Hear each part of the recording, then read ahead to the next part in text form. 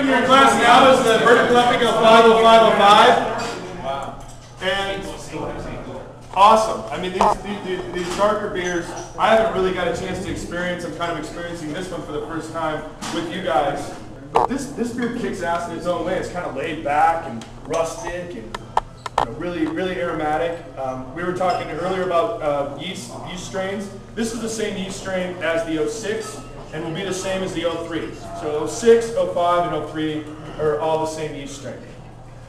Again, this was it was a favorite of the brewery and a favorite yeast for the brewer to use at the time.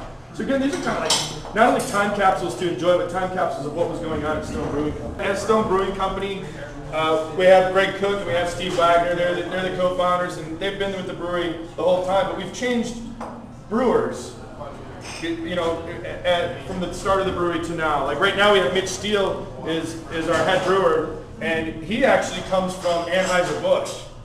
You don't have to admit that. No, we're very proud of things that happen at Stone. And if you watch the movie Beer Wars, you can poke fun at Mitch because there's a smiling Mitch Steele at the GABF shot where he's working behind the AV booth. So it's kind of funny. And Greg Cook's in the same movie. Now that movie took 3 years to make. Okay, so that's before Mitch even worked at Stone. So it's pretty funny that they're both in the same movie. It's a cameo shot and just kind of a recording of history, but it's funny. Mitch brings consistency and this hardcore attention to detail, and you taste it in our beers now. He's responsible for Sublimely Self-Righteous Ale, which was 11th anniversary, and yeah, that deserves a round of applause for sure. Awesome beer, yeah. And we can all rejoice because we were begging for that beer to be year-round. Brew Nation was another anniversary beer that became a full-time beer. That was the 5th anniversary. Stone IPA is actually the first anniversary beer. That was Stone anniversary beer. So a lot of people probably didn't realize that. So some of these beers do make it to full-time production. But going back to what I was talking about, how these beers, the Vertical Epic series, is where the brewers really impact the flavors you're tasting.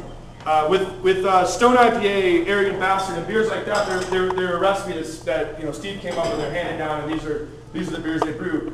With these beers, the brewers got to kind of show off. So you get a really different kind of perspective and personality from these early beers. And as we go back to 03, the brewer here at this time was Lee Chase, and he, as you go through these beers, you can kind of taste certain things that are similar and certain things that are different from later versions of like the first three. The first three would have been Mitch Steele.